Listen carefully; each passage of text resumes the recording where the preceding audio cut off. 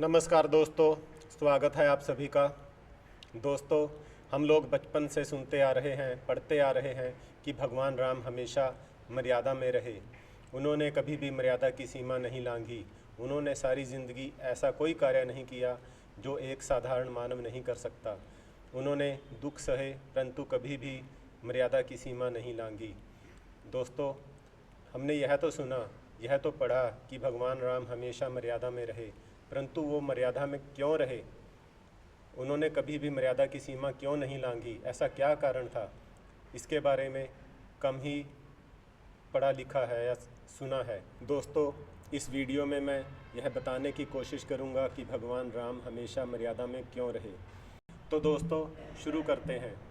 दोस्तों, तुलसीदास जी की रामायण के अनुसार दशरथ जी तथा माता कौशल्या जी भगवान विष्णु के परम भक्त थे। उन्होंने भगवान विष्णु की बहुत कठोर तपस्या की, जिससे प्रसन्न होकर भगवान विष्णु जी उनके सामने प्रकट हुए तथा उनसे वरदान मांगने को कहा। तब दशरथ जी तथा माता कौशल्या जी ने विष्णु जी से प्रार्थना की कि हे प्रभु, हमें आप जैसा पुत्र चाहिए। इस पर विष्णु जी ने कहा कि मैं इस समय अपने जैसा कहाँ से ढूंढ कर लाऊं। तब उन्होंने माता कौशल्या जी से तथा दशरथ जी से अनुरोध किया कि त्रेता युग में मैं मानव के रूप में जन्म लूँगा। उस समय मुझे भी माता पिता की ज़रूरत होगी। आप उस समय मेरे माता पिता बन जाइएगा। तब दशरथ जी ने तथा माता कौशल्या जी ने कहा कि तब तक तो हमारे बहुत सारे जन्म हो चुके होंगे और हम इस जन्म के बारे में सब कुछ भूल चुके होंगे। इस पर विष्णु जी ने कहा कि मैं आपको वरदान देता हूँ कि आपको तब तक जितने भी जन्म होंगे उनकी सबकी याद रहेगी, इस जन्म की भी तथा बीच में जितने भी आप जन्म लेंगे उन सब की आपको याद रहेगी, आप कुछ भी नहीं भूलेंगे। इस पर दशरथ जी तथा माता कौशल्या जी संतुष्ट हो गए तथा उन्होंने भगवान विष्णु जी का वरदान स्वीकार कर लिया। त्रेता युग में भगवान विष्णु माता कौशल्या के सामने अपने चतुर्भुज रूप में प्रकट हुए। उनके चारों हाथों में अस्त्र शस्त्र थे तथा शरीर पर पीतांबर यानी पीला वस्त्र धारण किया हुआ था। और वे माता कौशल्या के सामने प्रकट होकर बोले कि हे माता, मैं आपके वरदान के अनुसार आपका पुत्र बनकर आपके सामने हूँ। तब माता कौशल्या उन्हें देखकर प्रसन्न हुई और उनसे कहा कि हे प्रभु, मुझे आप इस रूप में नहीं चाहिए, मुझे तो एक साधारण बालक के रूप में चाहिए। और आप कृपया ऐसा कोई कार्य न करें जो एक साधारण बालक, एक साधारण मनुष्य नहीं कर सकता। आप उसी तरह से अपनी लीला दिखाएं जिस प्रकार से बाकी साधारण बालक करते हैं। माता कौशल्या की इच्छा के अनुसार विष्णु जी ने अपना चतुर्भुज रूप त्याग दिया तथा वे एक बालक के रूप में प्रकट हुए और ज़ोर ज़ोर से रोने लगे। तब उसके बाद माता कौशल्या की इच्छा अनुसार भगवान विष्णु जी ने भगवान राम के रूप में कोई भी ऐसा कार्य नहीं किया जो एक साधारण बालक या एक साधारण मानव नहीं कर सकता। वे एक साधारण बालक की तरह रोए, छोटी छोटी बात पर खुश हुए, रोए, उन्होंने अपनी लीला दिखाई। जब वे दुखी हुए तो उन्होंने बहुत विलाप भी किया, जैसे साधारण मानव करते हैं। सीता वियोग के समय तो वो इतना दुखी हुए, इतना विलाप किया कि पार्वती माता तक भी भ्रमित हो गई।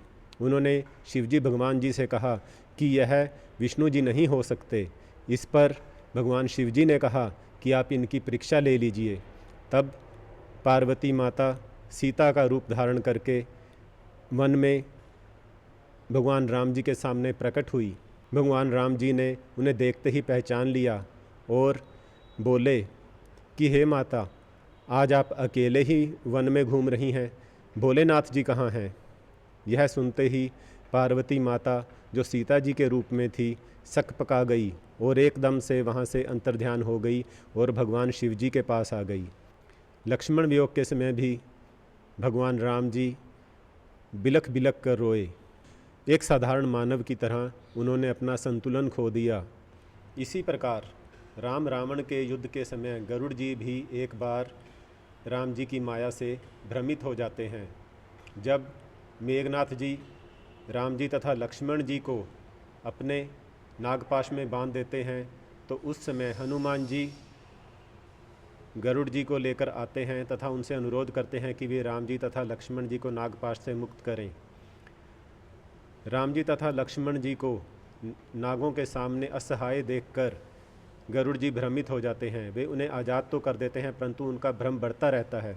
अपना भ्रम लिए वे भगवान शिव जी के पास पहुंचते हैं और कहते हैं कि राम जी भगवान विष्णु जी नहीं हो सकते, जो एक साधारण मानव की तरह नागों के बीच में असहाय पड़े थे। तो इस प्रकार दोस्तों हम कह सकते हैं कि माता कौशल्या जी की इच्छा पूर्ति के लिए भगवान राम जी सारी उम्र मर्यादा में रहे। उन्होंने ऐसा कोई कार्य नहीं किया जो एक साधारण मानव नहीं कर सकता।